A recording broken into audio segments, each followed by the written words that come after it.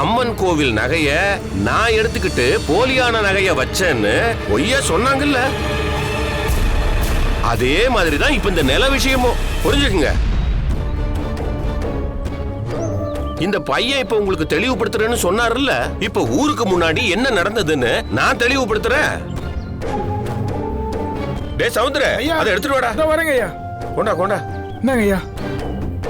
இந்த பையன் சொன்னதுல இருக்கிற உண்மை என்னன்னா, 20 ஏக்கர் நிலம் பல பேருடைய ஆக்கிரமிப்புல இருக்குங்கிறது நெசந்தான்.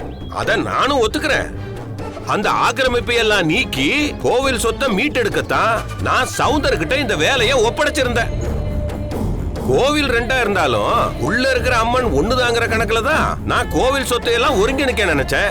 அப்படி செஞ்சு இந்த கோவில் நிர்வாகத்துக்குள்ள அந்த சொத்தை எல்லாம் கொண்டு வந்துட்டா பாதுகாப்பா இருக்கும்னு நான் ஒரு கணக்கு போட்டு இந்த மாதிரி எல்லாம் பண்ணேன்.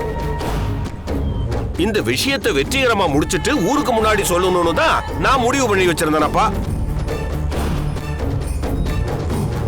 ஏன்னா அவசரப்பட்டு சொல்லிட்டேன்னா ஆக்கிரமிப்பு பண்ணவெல்லாம் உஷாராகி அது பூர்வீக சொத்துன்னு நிரூபிக்கிறதுக்கு போலியான ஆதாரத்தை எல்லாம் ரெடி பண்ண ஆரம்பிச்சிருவானுங்கல்ல.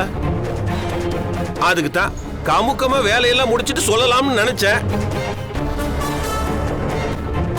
மீட்டெடுத்த 20 ஏக்கரை நாம நிக்கிற இந்த கோவில் பேருக்கு மாத்தலாம்னா ஏற்கனவே நிர்வாக பதவியில் இருந்த ராஜேஸ்வரி அம்மா கோவில் வருமான வரி செலுத்துறதுல ஏதோ கோளாறு பண்ணி வச்சிருக்காங்க. அதனால நிலுவையில் இருக்கிற கணக்கு வழக்கெல்லாம் முடிகிற வரைக்கும் கோவில் சொத்துல நாம சேர்க்கவோ எடுக்கவோ முடியாதபடி தடை உத்தரவு வாங்கி வச்சிருக்காங்க.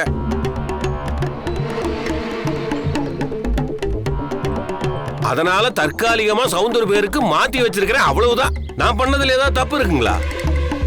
இந்த தற்காலிக விவரம் கூட நிலத்தை பதிவு பண்ணும் போது இந்த டாக்குமெண்ட்ல குறிப்பிட்டு தான் பதிவு பண்ணியே வச்சிருக்கிறேன். அதுக்குண்டான ஆதாரம் தானப்பா இது.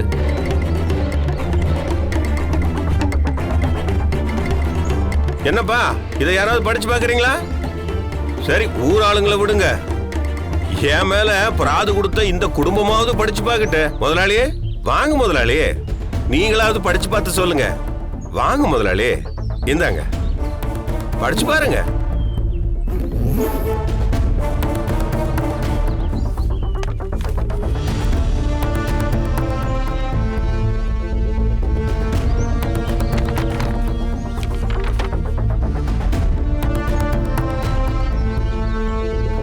அப்பா, உத்தமன் சொன்னது சரிதான்பா. இதுல எல்லா விவரமும் தெளிவா இருக்குப்பா.